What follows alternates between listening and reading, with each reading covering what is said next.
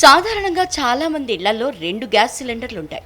ఒకటి అయిపోగానే వెంటనే రెండోది పెట్టి వంట కంటిన్యూ చేస్తుంటారు. అలా కాకుండా ఒక్కటే సిలిండర్ ఉన్నా 2 సిలిండర్లు ఉండి ఏదైనా కారణం చేత రెండో సిలిండర్ బుక్ చేయకుండా ఖాళీగా ఉన్నా ప్రస్తుతం నడుస్తున్న సిలిండర్ ఎప్పుడైపోతుందో, మధ్యలో వంట ఆగిపోతుంది అనే టెన్షన్ ఉంటుంది. అసలే ఉరకల పరుగుల జీవితాలు. ఉదయాన్నే ఇంట్లో అందరికీ లంచ్ బాక్సులు ప్రిపేర్ చేయాలి. ఇలాంటి సందర్భంలో వంటింట్లో మహిళలు పడే టెన్షన్ మామూలుగా ఉండదు. సిలిండర్ అయిపోతుందేమోనని టెన్షన్ పడే మహిళలు చిన్నపాటి చిట్కాలతో ఈ టెన్షన్ నుంచి బయటపడొచ్చు. అవేంటంటే, ప్రస్తుతం నడుస్తున్న సిలిండర్కు ఒక క్లాత్ను తడిపి చుట్టి 5 నిమిషాల పాటు అలాగే ఉంచండి. ఆ తర్వాత క్లాత్ తీసేయండి. ఇప్పుడు తేమ ఎక్కడ వరకు ఉందో గమనించండి. తేమ ఎక్కడి వరకు ఉందో అక్కడి వరకు గ్యాస్ ఉన్నట్లు అర్థం. అలాగే గ్యాస్ అయిపోయే ముందు కొన్ని సూచనలు కనిపిస్తాయి. వంట చేస్తున్నప్పుడు మంట నీలం రంగులో ఉండి మంట ఉజ్వలంగా ఉంటే గ్యాస్ పరిమాణం బాగానే ఉన్నట్లు అర్థం.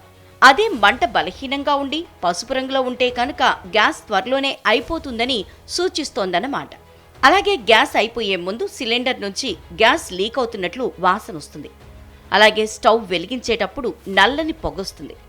ఇవి కూడా గ్యాస్ అయిపోతోంది అని చెప్పడానికి సూచనలు. అలాగే గ్యాస్ అయిపోయినప్పుడు సిలిండర్ వెయిట్ తగ్గుతుంది. అనుమానం వచ్చినప్పుడు మీరు సిలిండర్ని నెమ్మదిగా లిఫ్ట్ చేసి చెక్ చేసుకోవచ్చు. అలాగే సిలిండర్ అయిపోతుందేమో అని అనుమానం వచ్చినప్పుడు సిలిండర్పై కొద్దిగా నీరు పోయండి.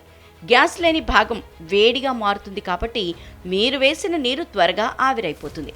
అదే గ్యాస్ నిండా ఉంటే సిలిండర్ చల్లగా ఉంటుంది కనుక నీరు కొద్దిసేపు అక్కడే ఆరిపోకుండా ఉంటుంది. ఇలా మీరు మీ సిలిండర్లో గ్యాస్ ఎంత శాతం ఉందో చెక్ చేసుకోవచ్చు. ఇక కొత్త సిలిండర్ని ఇన్స్టాల్ చేసేటప్పుడు దాని సీల్, రెగ్యులేటర్ను సరిచేసుకోవాలి. ఏదైనా లీకేజ్ లేదా సమస్య ఉంటే వెంటనే గ్యాస్ ఏజెన్సీకి సమాచారం ఇవ్వాలి.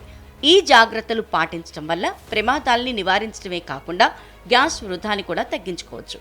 ఈ చిన్న చిన్న టిప్స్ పాటించడం ద్వారా గ్యాస్ సిలిండర్లో మిగిలిన గ్యాస్ని సులభంగా అంచనా వేసుకోవచ్చు. ఈ సమాచారం కేవలం మీకు అవగాహన కోసం మాత్రమే. నిపుణుల సలహాల్ని అనుసరించి ఈ చిట్కాల్ని పాటించవచ్చు.